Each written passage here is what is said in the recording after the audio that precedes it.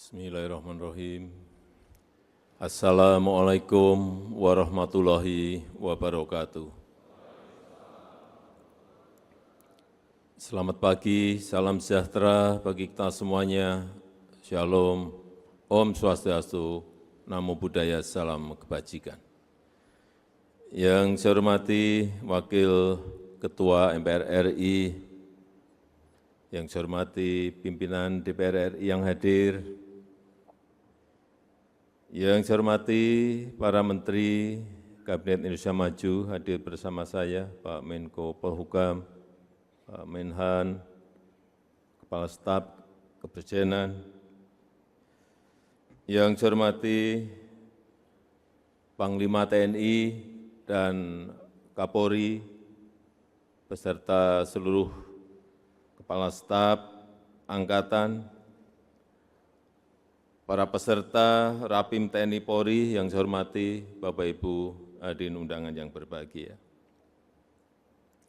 Pertama-tama saya ingin menyampaikan ucapan terima kasih yang sebesar-besarnya kepada seluruh jajaran TNI dan Polri yang telah menjamin keamanan, yang telah menjamin ketertiban selama pelaksanaan pemilu sehingga pemungutan suara dan penghitungan suara berlangsung dengan aman dan damai.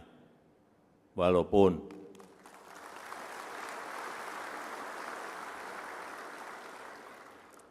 saya tahu ada sedikit dinamika dan riak-riak kecil.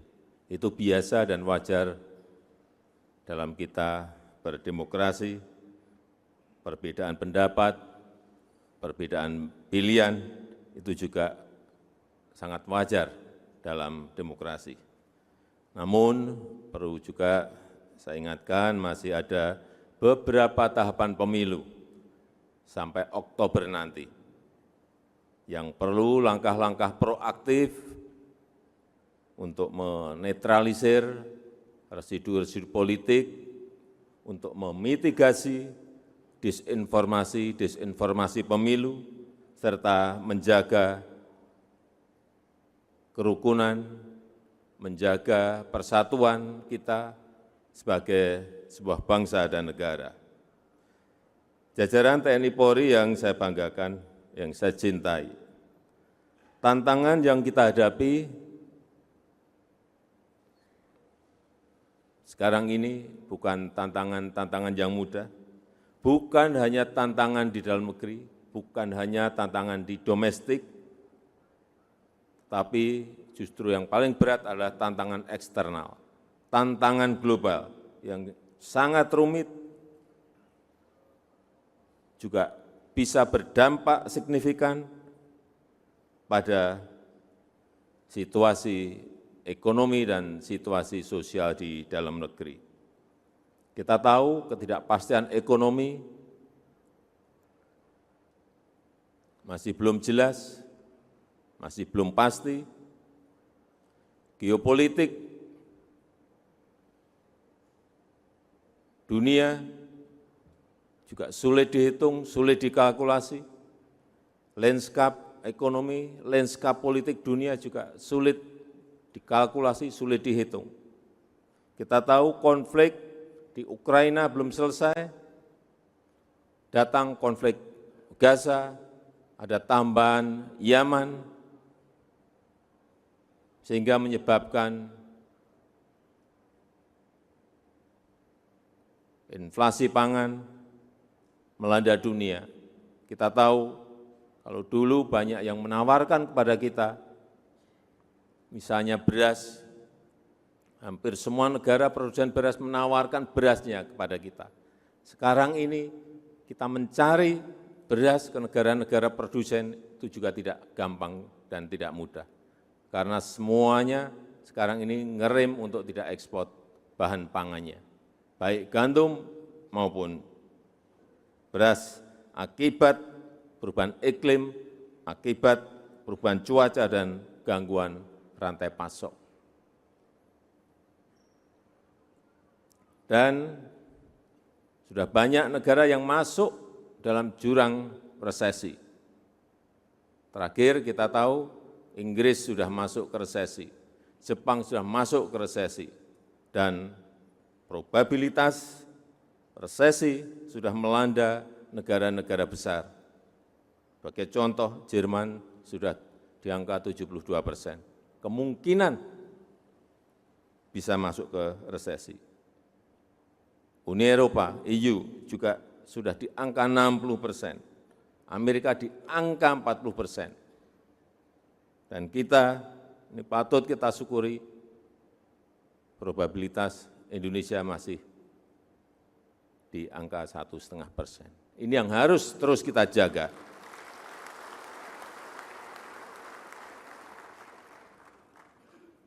Ditambah lagi penggunaan fiskal dalam perang. Hati-hati, karena Ukraina, karena Gaza, karena Yaman, Houthi, itu menyebabkan penggunaan fiskal dalam perang meningkat sangat tajam.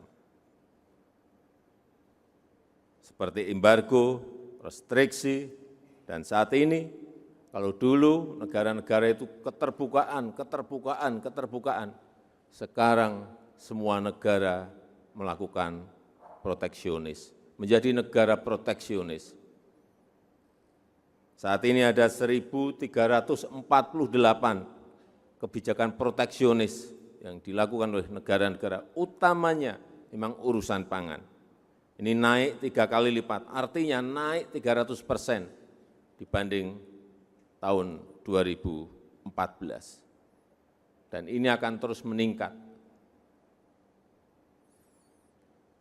Dan patut kita syukuri, alhamdulillah di tengah krisis dunia yang bertubi-tubi, ketidakpastian ekonomi yang sulit dikalkulasi, perekonomian kita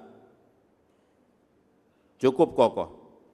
Dan kalau di G20 masuk 3 besar ekonomi yang kondisi growth dan pertumbuhan ekonominya baik.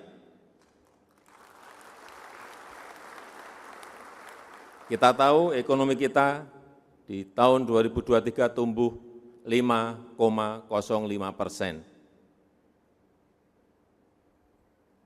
Inflasi terkendali di angka 2,57%.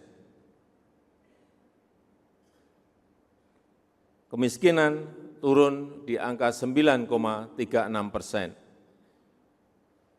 Pengangguran turun di angka 5,32%. Dan Gini rasio ketimpangan juga turun di angka 0,388%. Meskipun kalau lihat angka-angka baik, saya terus menyampaikan tetap kita harus hati-hati, kita harus tetap waspada. Karena ke depan kompetisi global itu semakin kompleks, semakin tidak jelas. Arahnya kemana? Dalam pertemuan-pertemuan baik G20, G20, G7, di ASEAN, semuanya, kalau kita bicara ketidakjelasan ekonomi dan geopolitik, ini menyebabkan ketidakpastian. Oleh sebab itu, pemanfaatan teknologi dalam perang konvensional, perang cyber akan semakin meningkat. Oleh sebab itu, TNI, Polri harus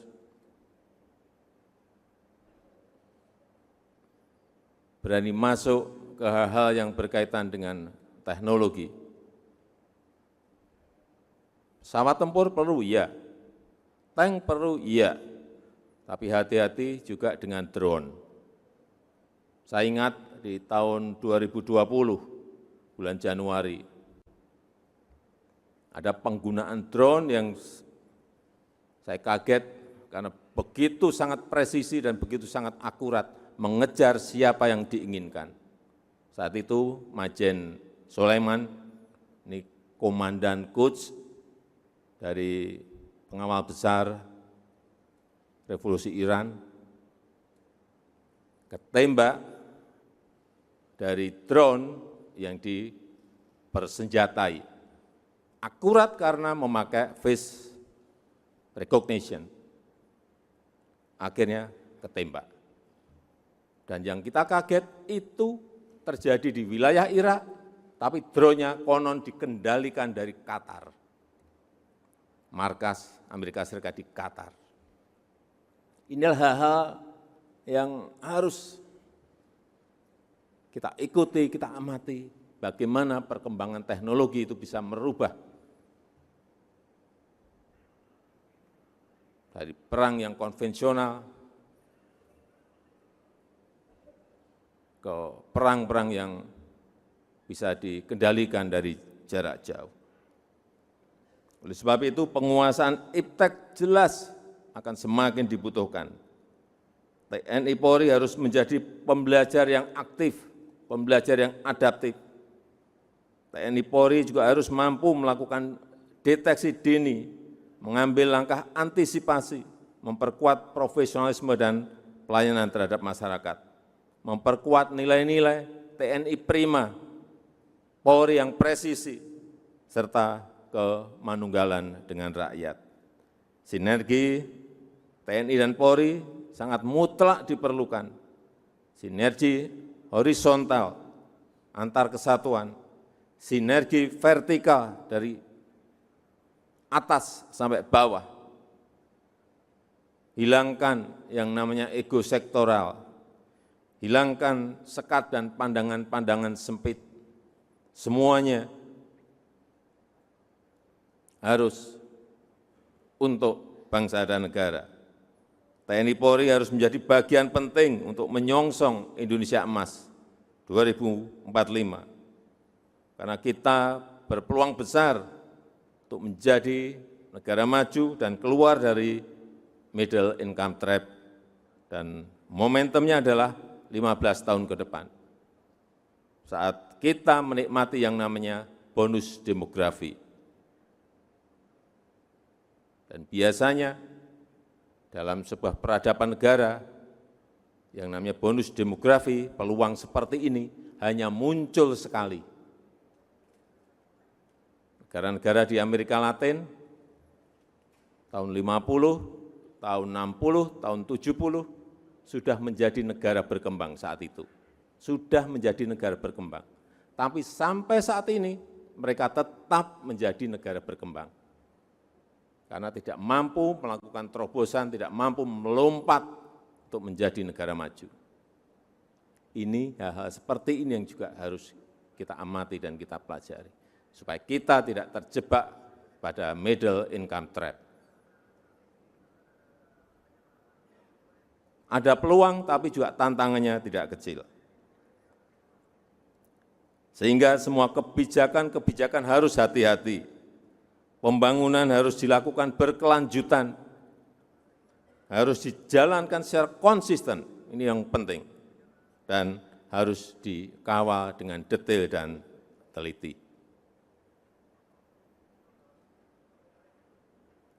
Terakhir, dalam kesempatan yang baik ini, dalam kesempatan yang berbahagia ini, saya ingin menyampaikan penganugerahan kenaikan pangkat secara istimewa berupa Jenderal TNI Kehormatan kepada Bapak Prabowo Subianto.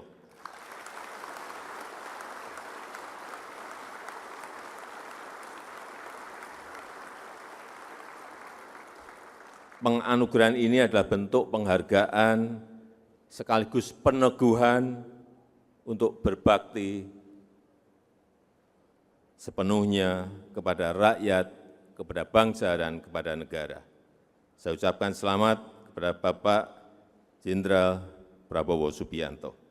Saya rasa itu yang ingin saya sampaikan dalam kesempatan yang baik ini. Terima kasih. Wassalamualaikum warahmatullahi wabarakatuh.